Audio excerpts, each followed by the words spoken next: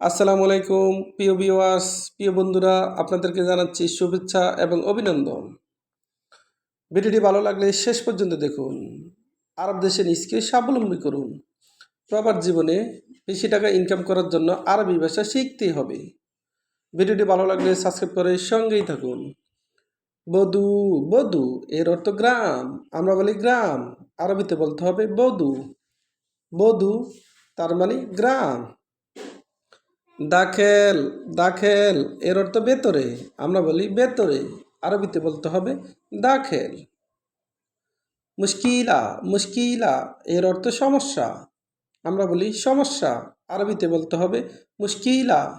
মুশকিলা তার মানে সমস্যা। অয়েন, অয়েন এর অর্থ কোথায়। আমরা বলি কোথায়, আরবিতে বলতে হবে অয়েন। ইসমা, ইসমা এর অর্থ শুনুন। আমরা বলি শুনুন, আরবিতে বলতে হবে ইসমা। ফাদ্দাল, ফাদ্দাল এর অর্থ আসুন। আমরা বলি আসুন, আরবিতে বলতে হবে ফাদ্দাল। তাহাত, তাহাত এর অর্থ নিচে। আমরা বলি নিচে, আরবিতে বলতে হবে তাহাত। সাগির, সাগির এর অর্থ ছোট। আমরা বলি ছোট, আরবিতে বলতে হবে সাগির। শুরুতা, শুরুতা এর অর্থ ফুলিশ। আমরা বলি ফুলিশ, আরবিতে বলতে হবে শুরুতা। শুরুতা তার মানে ফুলিশ। কয়েস, কয়েস এর অর্থ ভালো।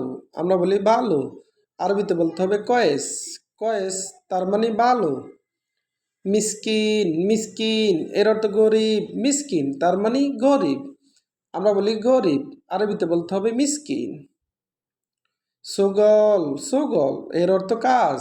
আমরা বলি কাজ, আরবিতে বলতে হবে সুগল। সুগল তার মানে কাজ। ফাদি, ফাদি এর অর্থ অবসর। মক্তব এর অর্থ অফিস।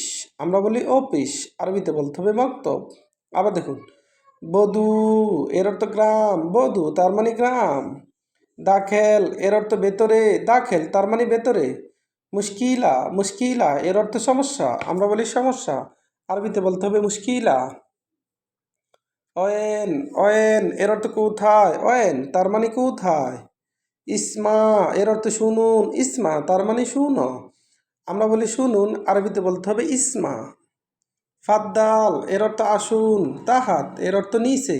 সাগির এর অর্থ ছোট। শুরুতা এর অর্থ ফুলিশ।